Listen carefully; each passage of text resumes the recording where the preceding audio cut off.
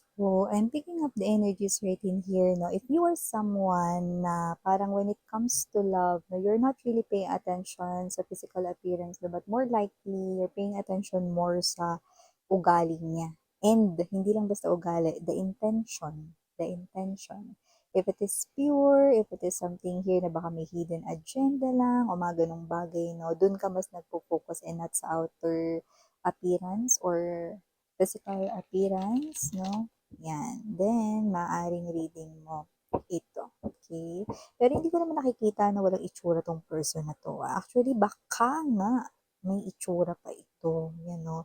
Pero yun ang nakita ko dito sa katangian mo when it comes to love, may possibility na hindi ka tumitingin sa panlabas na anyo. More likely dun sa ugali or yun nga, sa intention. Yan ba intention niya rito? Yung gusto mong malaman, no? Ganun. Hmm. So, kung ikaw yun, magstay ka rito kasi maaaring itong mga mensahe nakapaloob ay for yeah.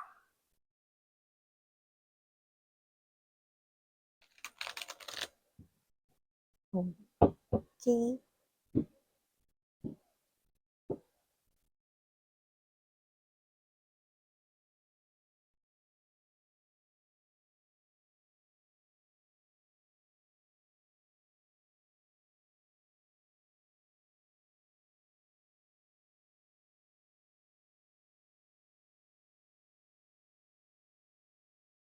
Oh, nasa. This is your energy here, no? And look at how this person here looks at you. Look at that. Uy, this person here ay in love sa'yo. Okay? So, linawin na natin lahat-lahat ha. Wala akong napifeel na ex-lover mo ito. No? This could be someone here na pwedeng parating pa lang, makikilala mo pa lang ganun. Pero yung iba, nasa tabi-tabi nyo na. Tabi-tabi. Wow! We have here this page of coins. Now, look at how this person here evolves. From the page of coins, naging na siyang Knight of Pentacles energy. This person here could be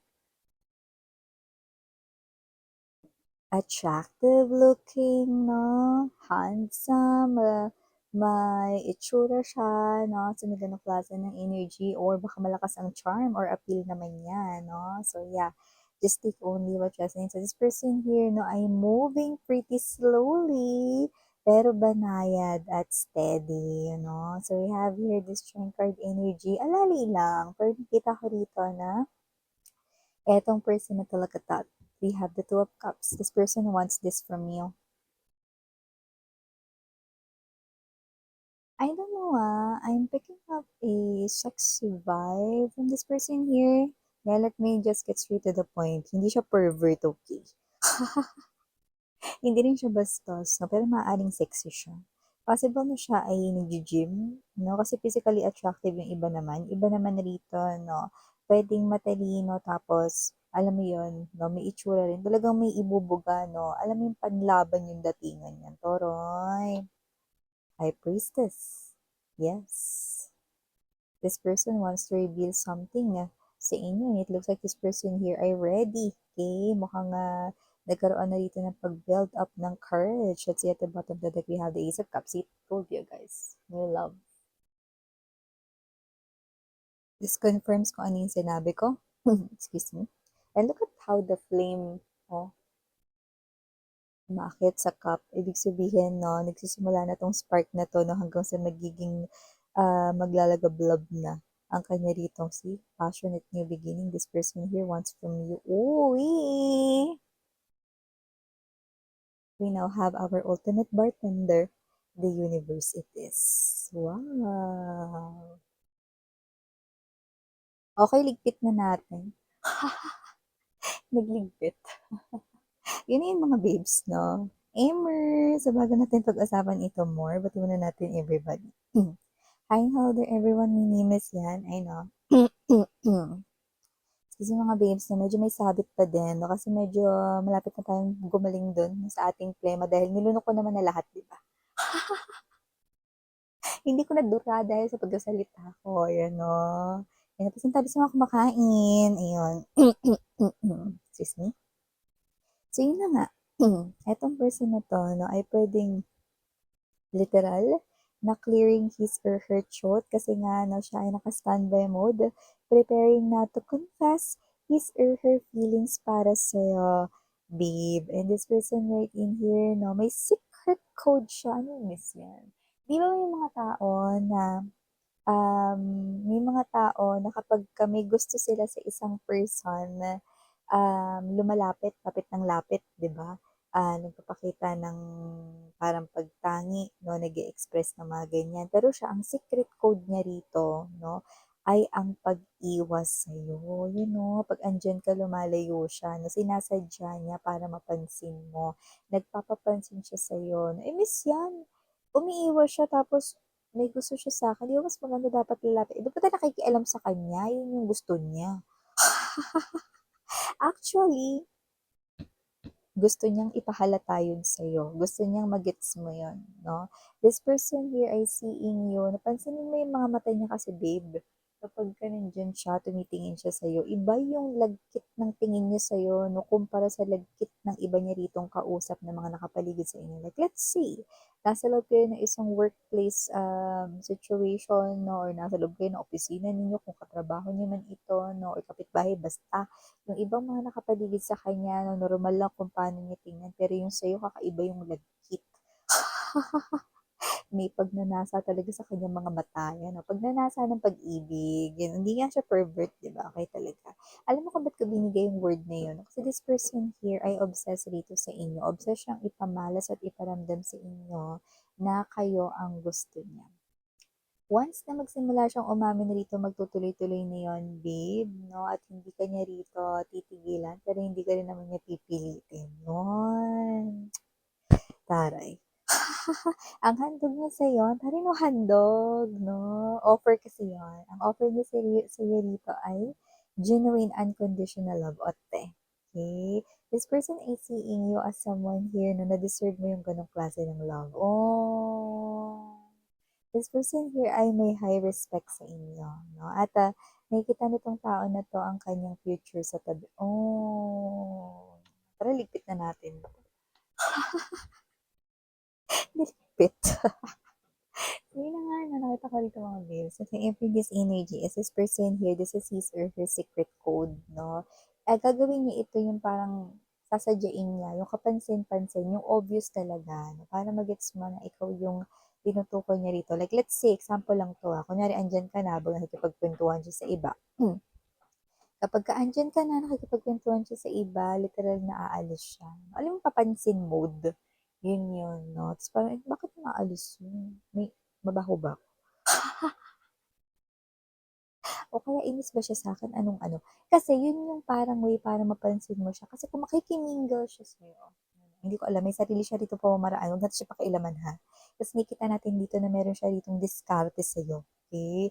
Kung gano'n, na-crack lang natin yung secret code niya 'no, kaya yun yung sinabi ko sa inyo. Ang pag-iwas niya rito ay hindi ibig sabihin na hindi ka niya gusto, kundi kabaliktaran. Gustong-gusto ka niya to the point na gusto ka niya na ritong asawahin, you know. Nakita niya na ang future niya sa tabi mo, isipin mo yun, 'di ba?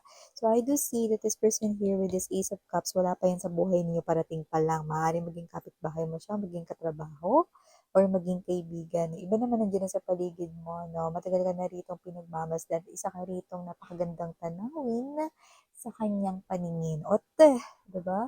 So, I do see that with this Ace of Wands energy, this person here ay minamumuo or mamumuong passionate love for you guys, no? At feel niya na kayo rito ang bigay ng may kapal sa kanya. Na hindi naman siya yung energy ng palasimba or matasalin, pero ang energy niya rito ay naniniwala sa destiny or tadhana. Okay, nakikita ko din dito na itong tao na to, no, ay alam niya sa sarili niya dito na parang ba't kaya gano'n, wala akong magustuhan kahit na may mga nakikita naman ako sa paligid ko ng mga potential na mga suitors or mga puwede kong ligawan or whatever, wala tayong gender dito, LGBTQ. So, first nakikita natin dito, this person right in here 'no, ay someone na meron talagang pagtingin sa'yo. Yun 'no, hindi lang yun, obsessed siya rito 'no, na parang unang kita niya pa lang sa'yo 'no, puwede nating mai-tag 'yun as love at first sight or instantly alam niyo na agad na kayo ay destined or meant to be for each other. Yan, no? Pero, yeah, with this temperance energy, no, nandito ang ating ultimate bartender, taga-timpla rito ng mga magjowa at magiging manghabang buhay na magkasama. Ibig sabihin, ito talaga ang true person mo. This is your perfect match right in here. This is your divine counterpart. This is the person here you will end up with na makasama as companion for life. See? So, andyan na pala nakamasid, no? Titingin-tingin dito sa inyo, no? Yung person dito na nakatakda for you guys, no? Wala kayong kamali-mali na ganun. Kasi nakikita ko rito, no, na pwedeng kayo ay clueless about it, na pero huwag kayong mag-alala kasi magsisimula na maging obvious ang lahat. At pag nagsimula na maging obvious ang lahat, na magkakaroon na rito ng pagbabago dyan. Hindi naman kayo iiwasan yan para lang magpapansin. Yan ang kanya ritong unang hakbang. Yung mga susunod niya, no, siguro mas closer pa sa close-up. Alam mo sa picture, compress. Yan, no, yung mas dikit pa yung halos magdikit na rito yung pisngi yung dalawa. Yan, no, kasi gusto niya dito magpapansin. May sarili siyang diskarte. Medyo ano siya eh, creative siya pagdating sa mga ganyan-ganyan. Okay? Pero nakita ko rin dito sa kanya, no, na parang siya itong klase ng energy na hindi naman sa choosy or picky siya. Pero nakita ko rito na parang kahit siya, hindi niya rito mawarian kung bakit parang na-love at first sight siya sa'yo. So maybe this person here connects this with this destiny, with the universe, no, na maybe this is really my person kasi eto yung nafe-feel ko sa kanya right off the bat. You know, yung parang hindi na kailangan dito na parang kilalanin pa kayo more. Na may ganun kasing klase ng parang pag nakita mo na talaga yung isang person tapos parang may na-feel ka na nakakaiba pero it's a positive thing, no, and it feels this strong familiarity, this comfortable na feeling, then definitely, no, meron talaga kayong past life encounter nitong tao na to. You guys are perfect soul mates. Okay, you're destined to marry this person here. This is really your person. Things ay mangyayari, no, naturally, no. So, this is not something here, no, na rush. Walang pagmamadali dito, no, kahit wala pa siya, hindi pa siya parating, hindi rin naman kayo rito, no, late na matatagpuan niya. This person here ay coming in divine timing yun. Ibig sabihin, paano naman kami, paano tumatanda na kami, wala na kami dun sa kalendaryo or alam nyo, kahit wala ka sa kalendaryo at kahit nalumpas pa ka sa bingo, ang divine timing ay iba-iba sa kada timeline ng bawat tao, no? Ibig sabihin, no, perfect timing pag dumating siya sa buhay ninyo, no? It's not too late. Huwag niyo ilagay sa mga bingo cards, sa ano to, kalendaryo diyan.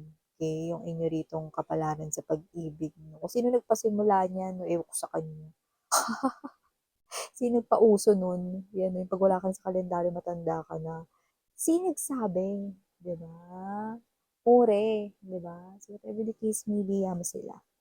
So, importante, this person here is not late and this person here is coming in divine timing, no, no matter what your age is now.